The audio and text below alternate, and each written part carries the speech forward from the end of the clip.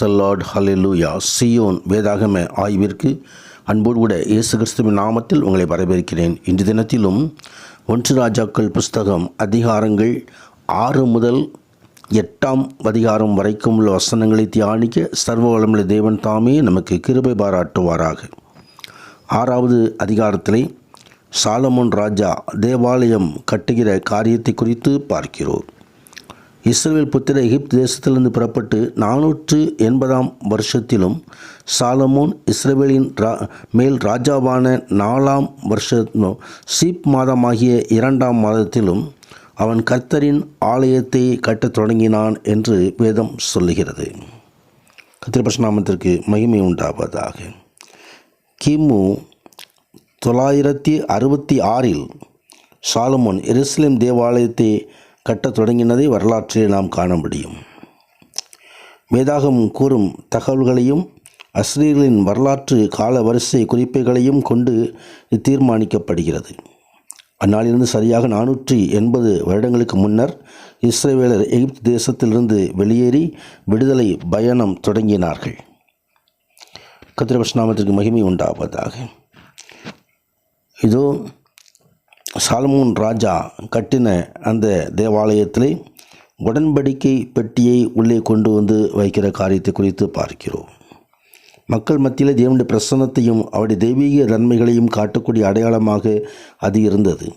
இந்த தேவாலயம் தேவன் தமது மக்கள் மத்தியில் வாசம் பண்ண விரும்பினார் என்பதை காட்டுகிறது.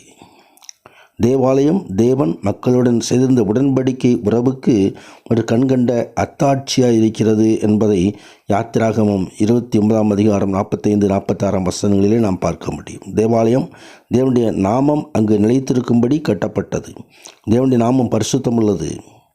இவ்விதமாக தேவன் தாம் பரிசுத்தமானவர் என்றும் அவரே இஸ்ரவேல் மக்களை பரிசுத்தப்படுத்துகிறவர் என்றும் அவர்களால் அறியப்பட்டு இஸ்ரேல் மக்கள் அனைவராலும் தொழுது கொள்ளப்பட வேண்டும் என்பதை ஆண்டவர் விரும்பினார். கர்த்தருடைய பரிசுத்த நாமத்திற்கே மகிமை உண்டாவதாக. 1-2 ராஜாக்கள் புஸ்தகங்கள் தேவனுடைய மக்கள் இந்த ஆண்டுடைய கட்டளைகளின் மேலெல்லாம் நடக்க வேண்டும் என்ற நிபந்தனையை நிறைவேற்ற தவறியதையும் அதனால் ஏற்பட்ட வரலாறுகளையும் கூறுகின்றன.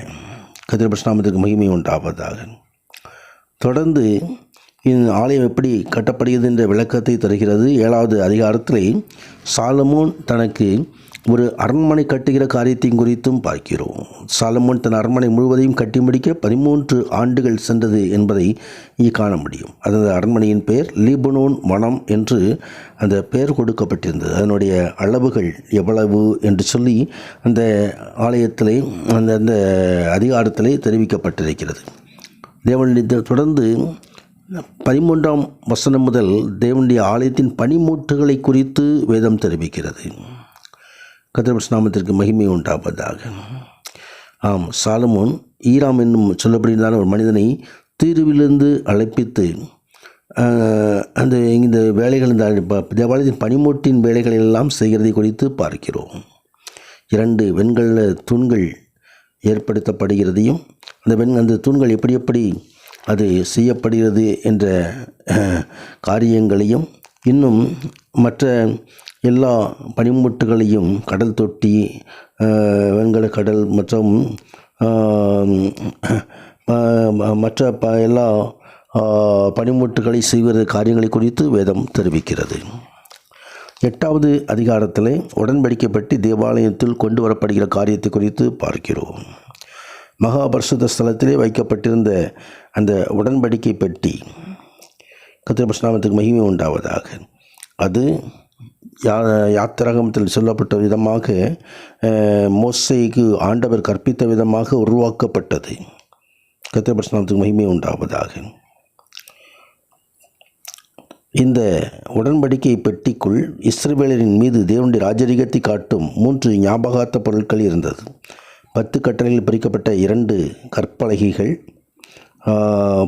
ஒரு பொற்பாத்திரம் நிறைய மன்னா.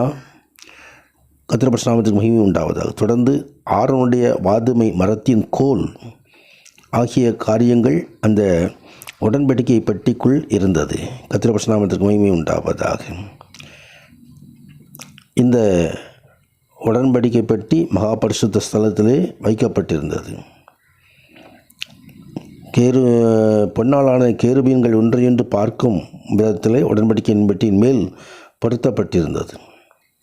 கர்த்தருடைய பரிசுத்த மகிமை உண்டாவதாக. இந்த ஆலயம் கூடாரம் போன்ற அமைப்பு, ஆசரிப்பு கூடாரம் போன்ற அமைப்பு. இஸ்ரேல் மக்கள் வனாந்தரத்தில் சஞ்சரித்து கொண்டிருந்த பொழுது அவர்களோடு இடம் விட்டு இடம் பெயர்ந்து சென்று தங்கும் இடத்தில் அமைத்து கொள்ளும் அமைப்பிலே இந்த கூடாரம் இருந்தது.